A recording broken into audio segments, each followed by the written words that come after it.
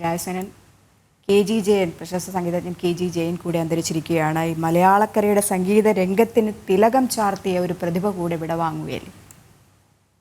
അതെ, അവര് ഇരട്ടകളാണ്. ജയ വിജയ എന്നുള്ള പേരിലാണ് അറിയപ്പെട്ടിരുന്നത്. അതില് ഒരു സഹോദരൻ നേരത്തെ മരിച്ചുപോയി. ഇവരുടെ പ്രത്യേകത എന്ന് പറയുന്നത് ഇവരുടെ കച്ചേരികൾ തന്നെ വളരെ ഡിഫറെന്റ് ആണ്. കാരണം രണ്ടുപേരാ പാടുന്നത്, പക്ഷെ ഒറ്റ ആള് പാടുന്ന പോലെ തോന്നും. അത്ര സാമ്യമായിരുന്നു ഇവരുടെ ശബ്ദത്തിലും രൂപത്തിലും സ്വഭാവത്തിലും ഒക്കെ.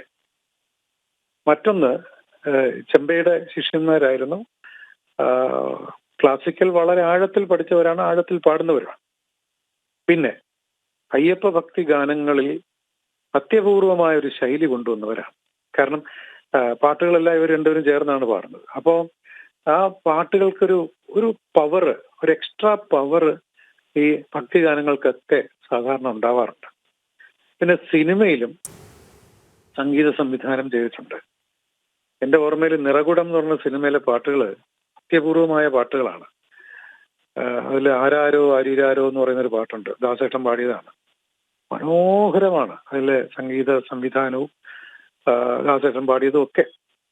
പിന്നെ ഒരു സെമി ക്ലാസിക്കൽ പാട്ട് ഭയങ്കര ഫേമസ് ആണ്. അതൊന്നും ഇങ്ങനെ ജസ്റ്റ് ഓർമ്മയിൽ ഇങ്ങനെ വരുന്നുണ്ട്. അത്തരം പാട്ടുകൾ സിനിമയിലും ചെയ്ത് വിജയിച്ചവരാണ്.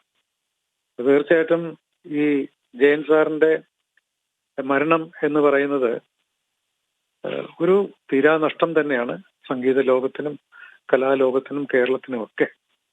പിന്നെ അദ്ദേഹത്തിന്റെ മകനാണ് മനോജ് കെ ജയൻ. സിനിമയിൽ നിറഞ്ഞു നിൽക്കുന്ന ഒരു കലാകാരനാണ്, ആർട്ടിസ്റ്റാണ്. അദ്ദേഹവും നന്നായി പാടുന്ന ആളാണ്. അപ്പൊ സംഗീത ലോകത്ത് എനിക്ക് തോന്നുന്നു അത്യപൂർവമായ ഒരു ശൈലിയും കൊണ്ടുവന്നവരാണ് ജയ വിജയ എന്ന് പറയുന്ന സഹോദരൻ. അതില് പ്രിയങ്കരനായ ബഹുമാന്യനായ ജയൻ സാറാണ് ഇന്ന് നമ്മളെ വിട്ടുപോയിരിക്കുന്നത്. തീർച്ചയായിട്ടും അതൊരു വേർപാടൊരു നഷ്ടം, തീരാനഷ്ടം തന്നെയാണ്. ശ്രീരാജൻ, ഒരു കാര്യം കൂടെ പറയട്ടെ. കാരണം ഈ ദക്ഷിണാമൂർത്തി അടക്കമുള്ള മഹാപ്രതിഭകൾ മലയാള സിനിമയിൽ സംഗീത ലോകത്ത് വാഴ്ന്നിരുന്ന സമയത്തായിരുന്നു ഇവർ വന്നതും. പക്ഷേ അപ്പോഴും സിനിമയിലേക്ക് അധികം അങ്ങോട്ടേക്ക് എത്തിപ്പെടാൻ ഇവർക്ക് കഴിഞ്ഞിട്ടില്ല. ആ ഒരു കാലഘട്ടത്തിൽ നിറസാന്നിധ്യമായിരുന്നു ദേവരാജൻ മാസ്റ്ററും അർജുൻ മാസ്റ്ററും ഒക്കെ തന്നെ.